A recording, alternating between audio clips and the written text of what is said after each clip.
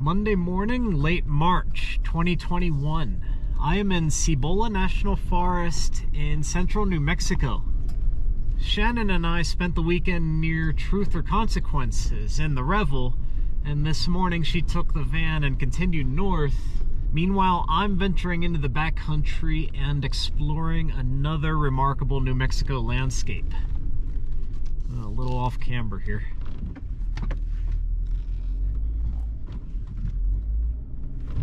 Ooh.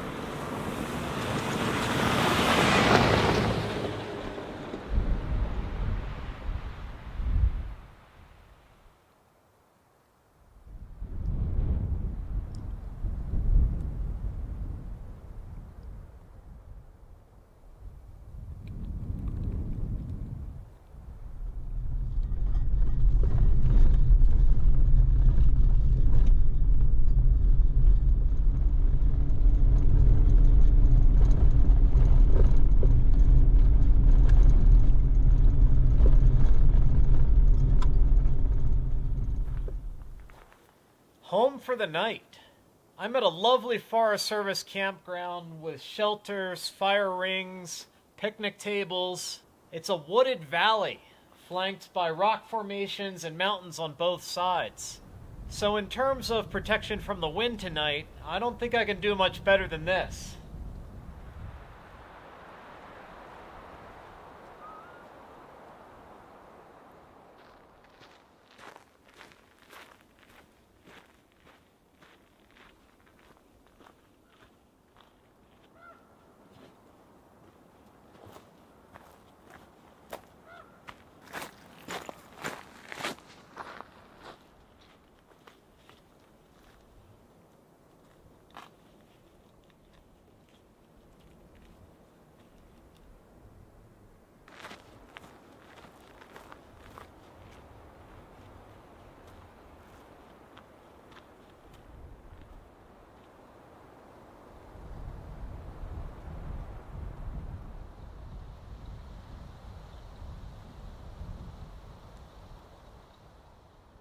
The campground doubles as a hiking trailhead, and the trail, I followed it a little ways, meanders up into the valley, past some gigantic boulders, and crosses into a neighboring wilderness area. It's a beautiful partially charred landscape, and it looks like some prime backpacking back here. Alright, it's time to eat a thing. Tonight I have this bag of leftover breadsticks from a pizza joint in Tucson.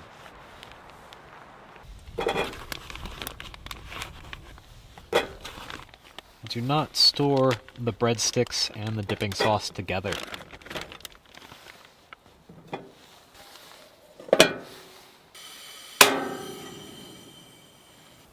Soggy leftover breadsticks. The texture is all wrong, but the flavor is on point.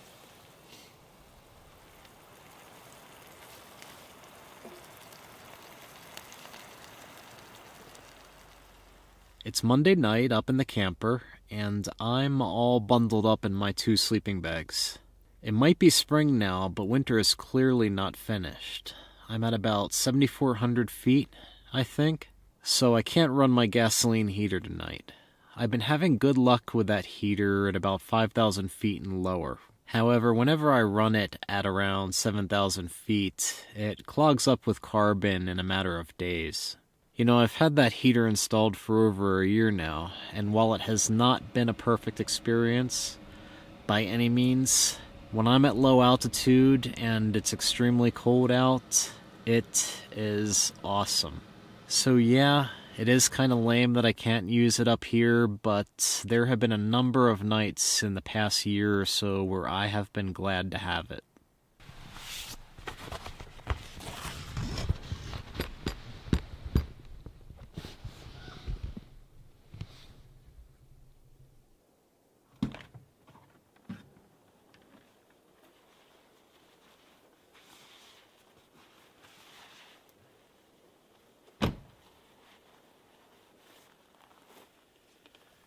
Blue sky, and the wind is down.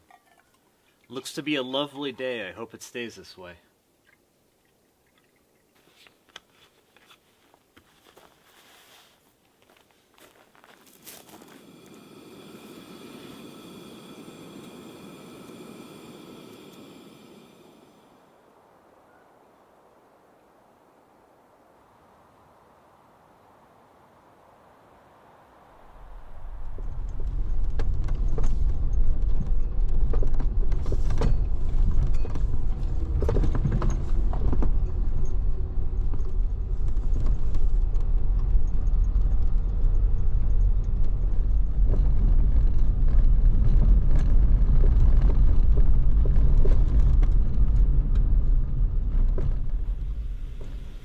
Making my way down the mountain, and I'm finding several very nice dispersed sites like this one.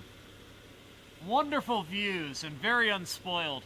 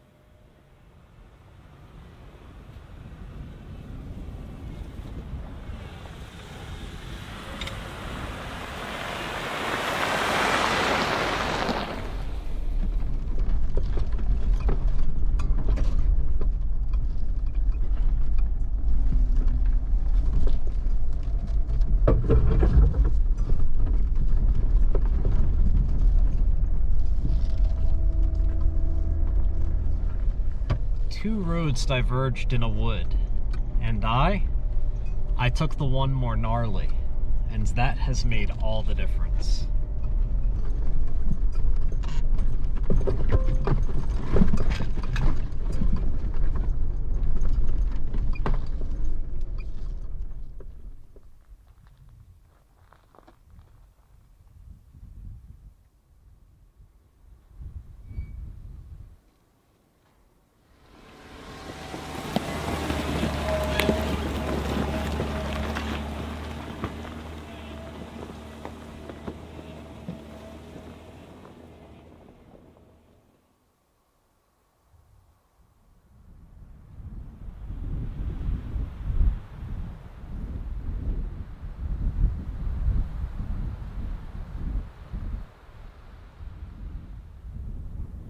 Dead end at 7,400 feet.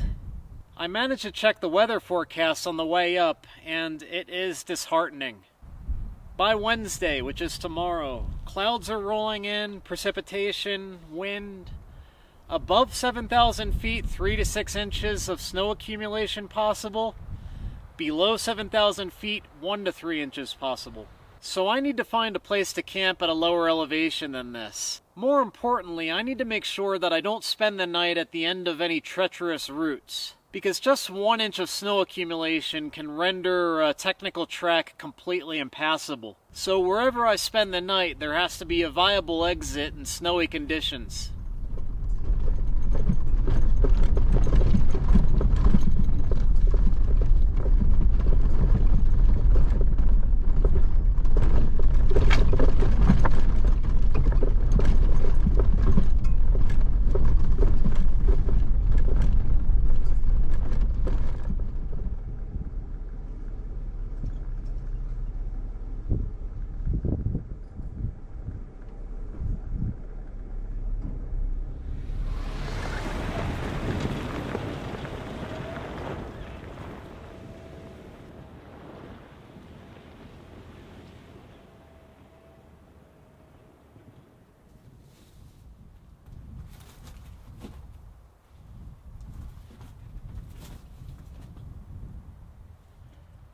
just a shallow cavity.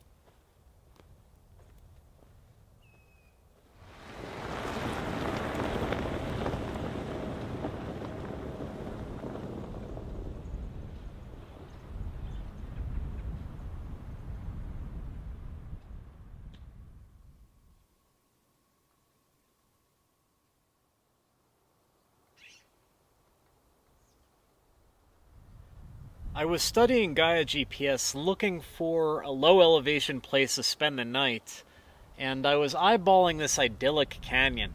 Indeed, this would be a wonderful place to pop a camper for the night, but I pretty much had to rule it out when I came down that windy, steep canyon road. If that had any snow on it in the morning, it'd probably be too sketchy. I am going to backtrack and find a place to camp closer to infrastructure where I have cell service. Honestly, if I'm going to be confined to the Jeep due to inclement weather, I want cell service so I can do the internet and watch TV.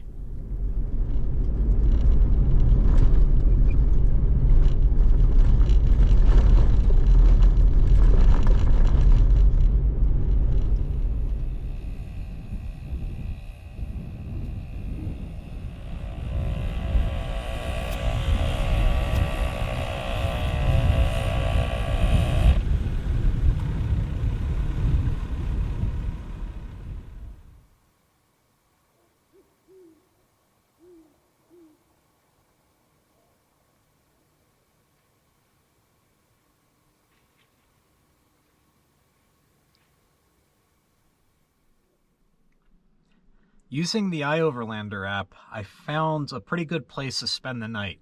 It's clearly a popular boondocking spot, not far from the highway, which is Interstate 25. There are other vans and RVs here. I have full bars of LTE. Also, I'm at 4,600 feet, so I probably won't see much snow. And if I get cold, I can run the gasoline heater at this altitude.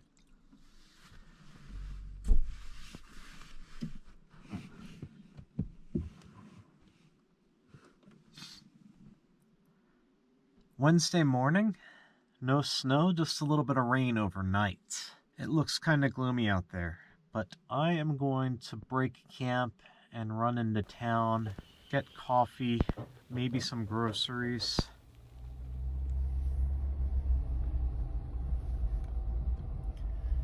That's not us.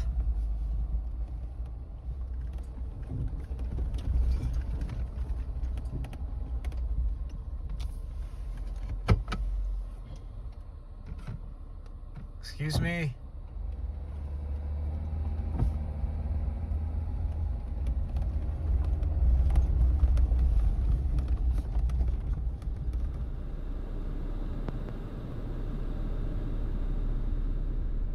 The weather just got really lame. I woke up this morning all smug because I walked outside and it was mild, the ground was only a little bit wet. I thought I had totally dodged the bullet by camping below 5,000 feet. But now I'm in Socorro at 4,600 feet, and there's just this wet, nasty snow falling right now. Let's see here, weather forecast.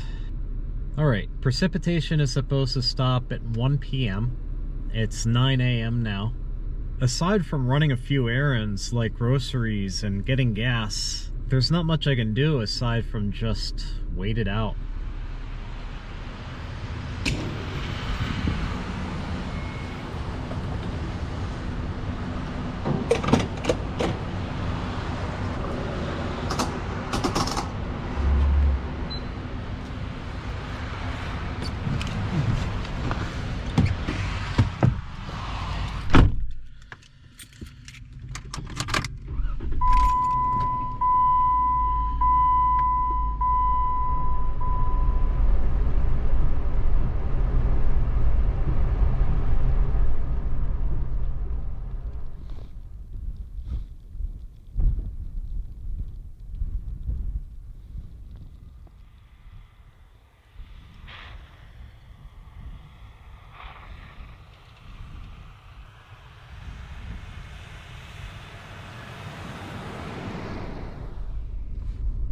I'm waiting out the weather by sticking to the front country. This is a smooth, wide, and well-groomed dirt road. I looked ahead on Gaia GPS and the elevations don't go much over 5,000 feet, so staying at low altitude and playing it safe, I think the snow is already starting to taper off.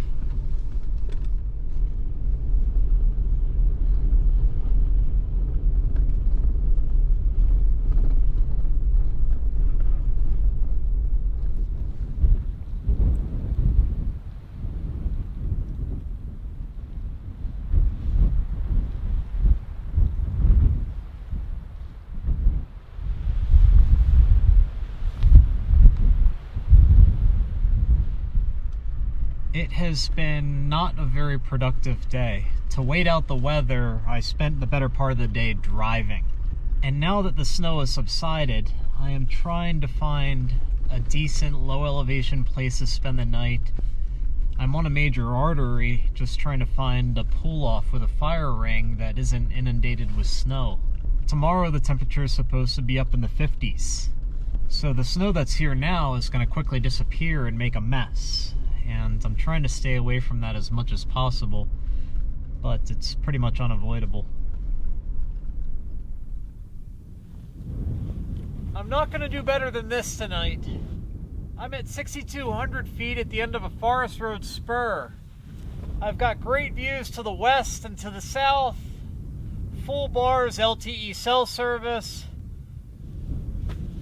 and nice rocky terrain so I don't have to worry about mud.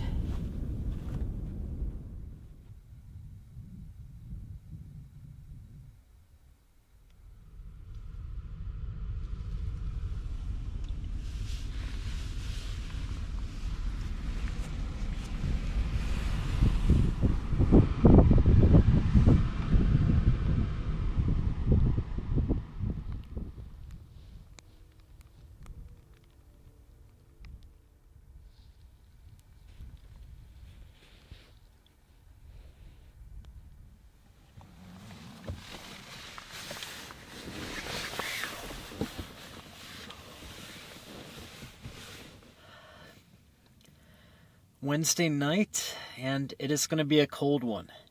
According to the forecast, spring is going to start working its way back tomorrow with some warmer temperatures. Probably not first thing in the morning, but up into the 50s later in the day. Tomorrow morning after breakfast, I'm going to keep working my way north, and later in the day intercept Shannon and the Revel. For now, I'm going to call it a night, watch TV, and then get some shut-eye.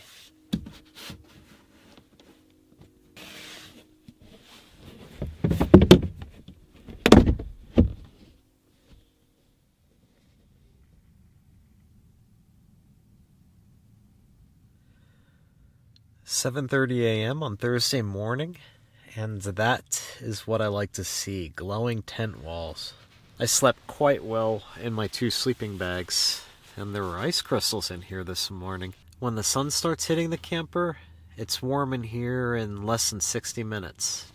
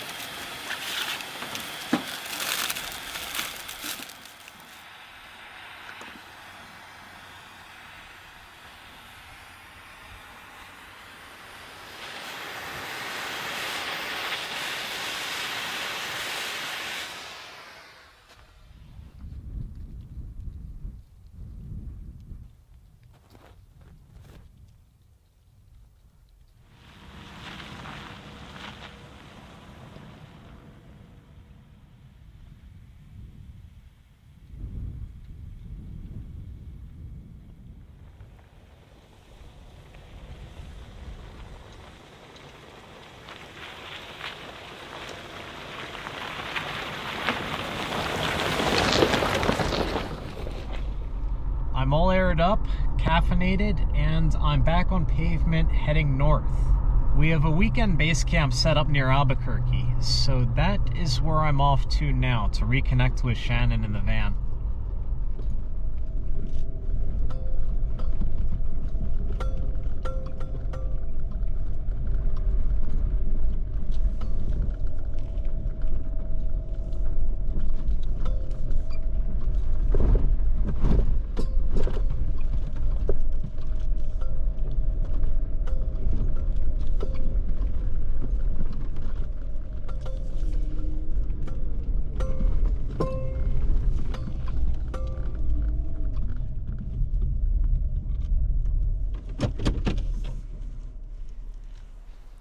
An essential piece of equipment if you're a solo adventurer or even if you travel with others. That is a personal locator beacon such as the Garmin InReach. This is a satellite messenger. It does not use a cellular signal, it communicates directly with satellites in space. So theoretically, wherever you're at in the world, you can summon someone to save your bacon if the need arises. This particular model is the Garmin InReach Explorer Plus, and I had it for a few years now. The initial cost of this device, I think, is currently $450 US. There's also a Garmin InReach Mini, which didn't exist at the time that I purchased this, but it goes for around $350, and I feel like it's a much better value. This is a built-in base map that I can look at to find my way around, but I do not use that one bit. I rely solely on Gaia GPS for personal navigation, and Gaia GPS is on my smartphone and my tablet. So this is an exceptional life-saving device, but a fairly mediocre GPS for hiking or overlanding.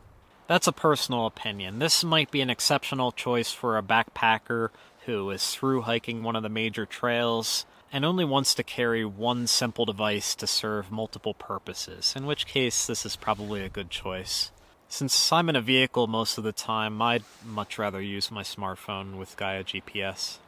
Once you buy the device, again, $450 US, to use it as a satellite messenger, you also have to buy a monthly or annual subscription through Garmin. The least expensive plan is $12 a month, and you have full functionality of the communicator using that plan, but if you use it actively for text messaging, then it charges you a certain amount for every message that you send. Except with the $12 a month plan, you can set up 3 preset messages. So those are messages that you program into the device, and you send them with a single button press. You can configure up to 3 presets, and then you can send an unlimited amount of those. That is the plan that I've used for years, $12 a month. Every single night, when I'm camped at a new location, I send an OK message that is accompanied by my latitude and longitude coordinates. Those coordinates are then published to a map that my loved ones can check to check on my location and my well-being. So almost every night I send an OK message, and that's my first preset. My second preset is help, my Jeep is broken, please send assistance. And my third preset message is help, minor illness or injury hindering mobility, please send help. I've never used preset 2 or 3, thankfully, knock on wood. If the situation is extremely dire, maybe you fell into a pool of lava, or you're stuck in quicksand, then you flip this panel and you press the SOS button. That directly summons emergency services. I believe there are costs associated with that, so that is a last resort. I mean, things have to be pretty dire to hit the SOS button. But you can still use it to send text messages, emails, post to Facebook, Twitter, or Garmin's own map share. Absolutely essential.